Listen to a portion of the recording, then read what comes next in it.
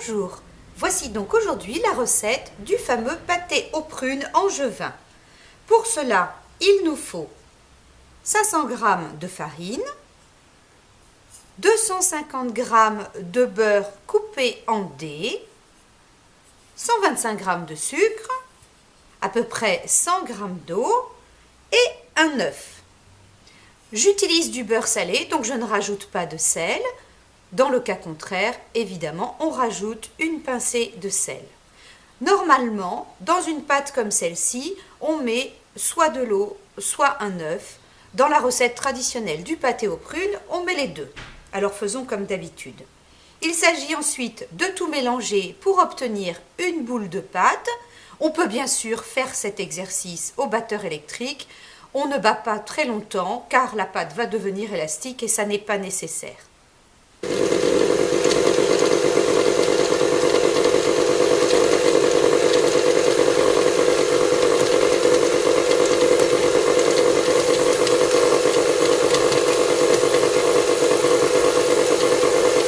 Voilà, j'ai rajouté un petit peu d'eau. Maintenant que c'est un peu amalgamé, je peux me permettre d'accélérer.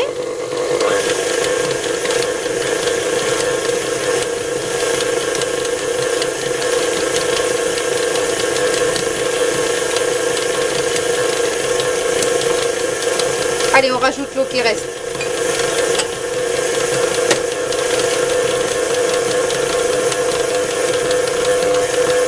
Et on voit que notre boule de pâte est en train de se faire.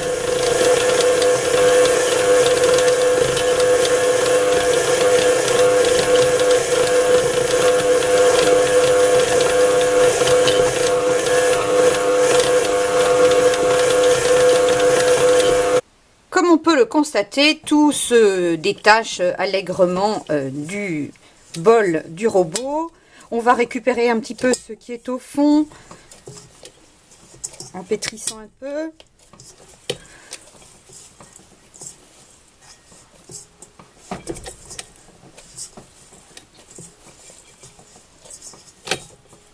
Voilà, on a une belle boule de pâte. On va mettre un petit peu de farine au fond de son saladier pour ne pas que ça colle.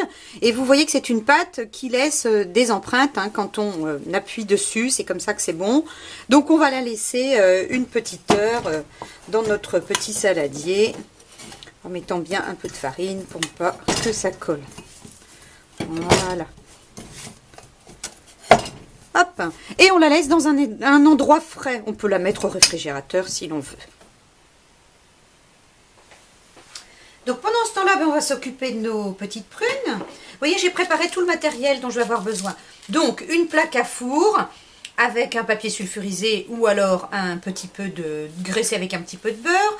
On va avoir besoin d'un pinceau et un petit bol d'eau. On va avoir besoin d'un emporte-pièce. Alors soit on utilise un grand verre, soit on utilise un emporte-pièce romantique comme le mien. Un peu de sucre selon la maturité de nos fruits, un rouleau à pâtisserie bien évidemment, et puis un petit peu de farine pour notre plan de travail. Alors il s'agit de préparer nos prunes, donc on enlève les queues, on va éliminer les prunes qui ne sont pas jolies du tout.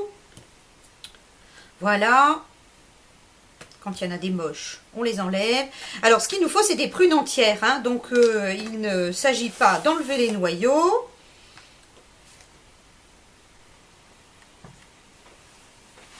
Alors voilà, j'ai récupéré la pâte qui a reposé pendant 1 heure.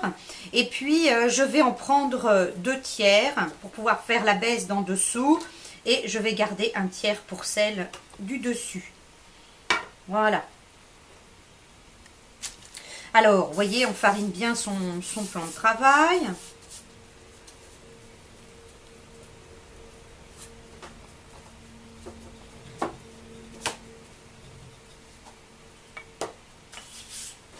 On farine également son rouleau à pâtisserie.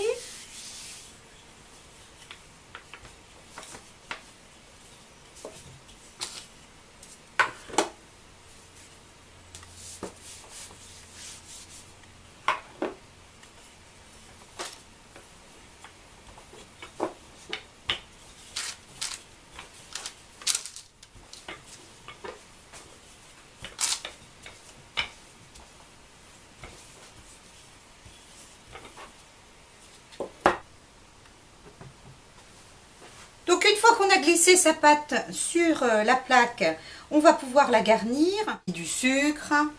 On fait notre petit trou à l'emporte-pièce. Hop.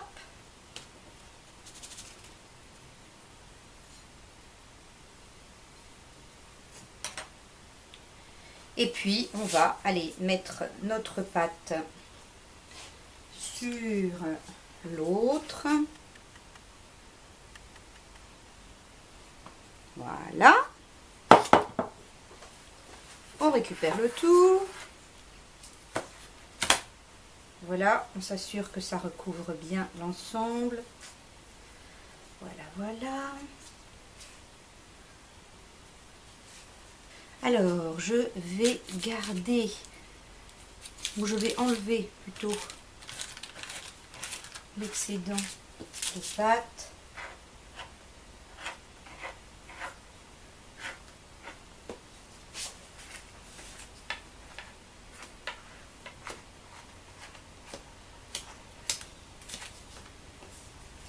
Alors, il faut s'assurer qu'il n'y ait absolument aucun trou dans sa pâte, puisque le propre d'un pâté, c'est qu'il n'est pas moulé, donc il n'est pas fait dans un plat à tarte. Donc, il va falloir que ça se tienne de soi-même. Donc, l'intérêt, c'est qu'il n'y ait pas de trou. Sans ça, ça ne marche pas. Alors, on va prendre notre pinceau avec de l'eau et on va en mettre tout autour pour préparer la soudure.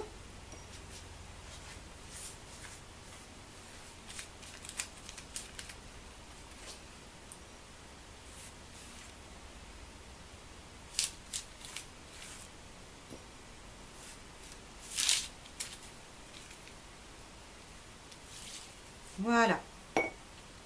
Et on va pouvoir rabattre. Alors là, vous faites à votre fantaisie. Moi, j'aime bien abattre les coins d'abord.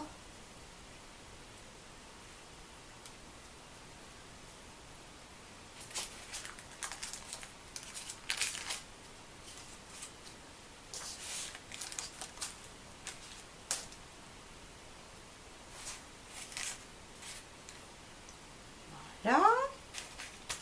On va pouvoir du coup remettre un petit peu d'eau là.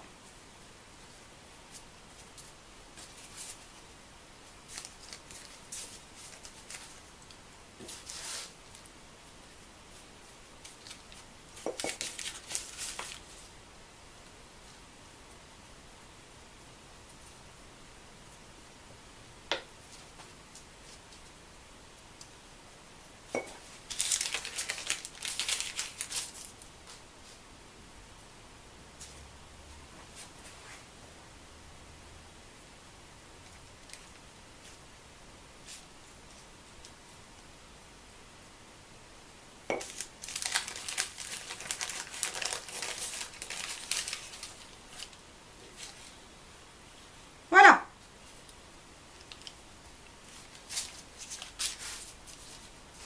On s'assure qu'il n'y ait pas de trou. On a un beau pâté. Alors, si vous voulez remettre votre petit cœur, vous pouvez. Allez. Voilà.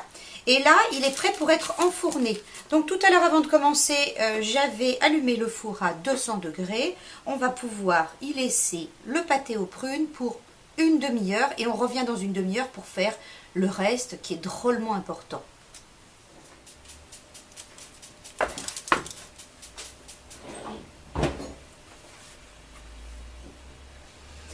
Alors, vous allez me dire quel jus? Mais le jus qui est dedans. C'est le principe.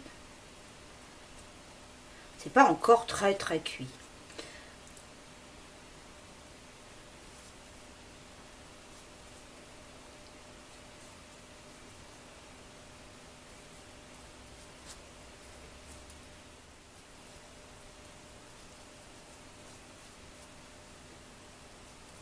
Alors, mon four n'est pas un four à chaleur tournante. Il ne faut pas pour ce genre de dessert. Il faut ce que l'on appelle un chauffage par la sole. c'est-à-dire le haut et le bas du four ou que le bas. Là, moi, dans mon four, c'est que le bas. Donc, dans votre four, essayez de faire ça. Ça préchauffe un peu plus longtemps, généralement. Hein. Donc, on ne met que la sole. Et puis, au fur et à mesure, on va se rapprocher de la sole de façon à faire caraméliser le fond de la tarte pour qu'il ne soit pas détrempé par le jus. Alors, voyez, on fait ça et on va faire ça toutes les 10 minutes jusqu'à la fin.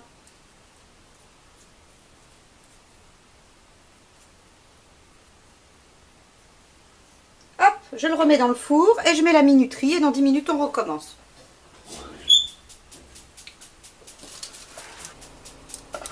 Ah, alors là, vous voyez, il y a déjà un peu plus de bouillon que tout à l'heure.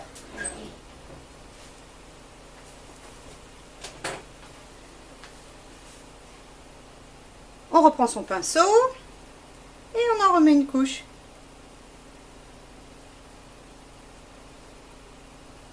Vous n'avez pas l'odeur, mais moi je peux vous dire que ça sent bon. Regardez ça un peu comme c'est beau.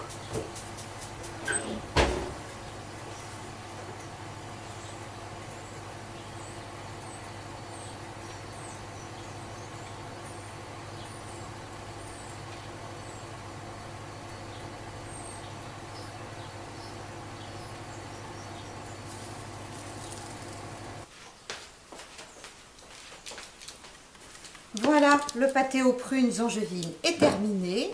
Eh bien écoutez, il est magnifique. On va le laisser refroidir. On va même passer le petit papier sur une planche. Comme ça va lui permettre de refroidir tranquillement. Et puis on pourra le déguster tiède ou froid. Voilà, si vous voulez en savoir davantage, rendez-vous sur mon blog Anjou Connexion avec un X à la française. Merci, au revoir.